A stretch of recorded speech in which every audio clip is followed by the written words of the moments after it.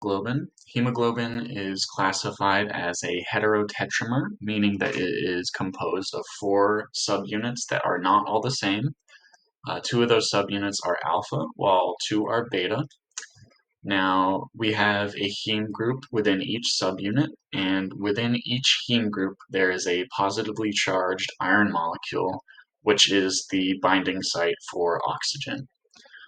This means that one molecule of hemoglobin is able to bind to and transport four oxygen molecules. Now, before oxygen binding happens, hemoglobin is typically in a T state, and this is because in the T state, the iron molecule is not fully pulled into plane, and this makes the affinity for oxygen binding much lower. Now, when oxygen is able to bind to hemoglobin, this causes the transition from the T state to the R state, and that transition stabilizes the R state. Oxygen binds to hemoglobin through a process known as cooperative binding, which basically means that the first oxygen molecule to bind to hemoglobin is the hardest, the affinity is lowest there. However, each subsequent oxygen molecule that binds does get easier. We do have some conditions that favor the transition from the T state to the R state, as well as oxygen binding to heme. So in the lungs, we do have a high partial pressure of oxygen, as well as a low partial pressure of carbon dioxide.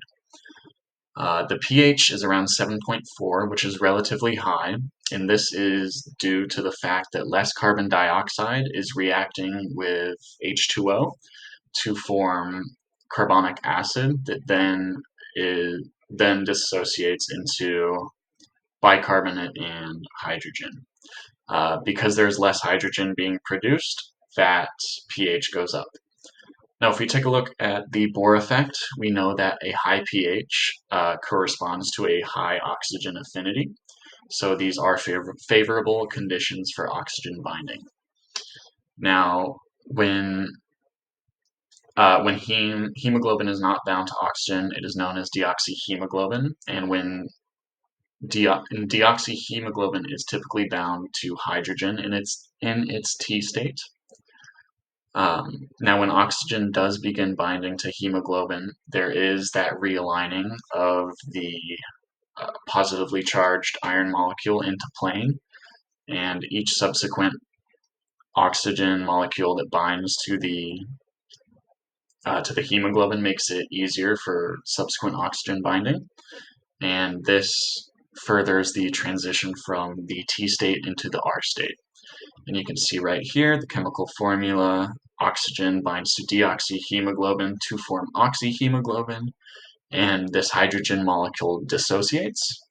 Oxyhemoglobin now is able to leave the lungs. And it is worth noting that this dissociated hydrogen molecule is able to go back up here and combine with bicarbonate to form carbonic acid, and this carbonic acid will then dissociate into carbon dioxide and H2O, which is then breathed out of the lungs into the tissues and capillaries where oxygen is unloaded.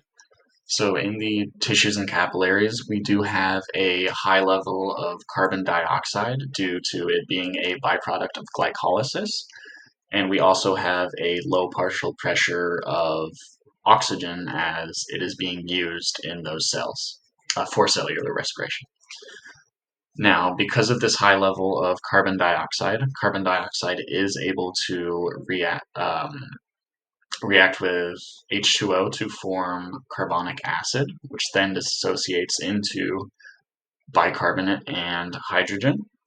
Now, because more hydrogen is being formed, the pH does fall, and this increased hydrogen does promote the T state, it decreases the affinity for oxygen.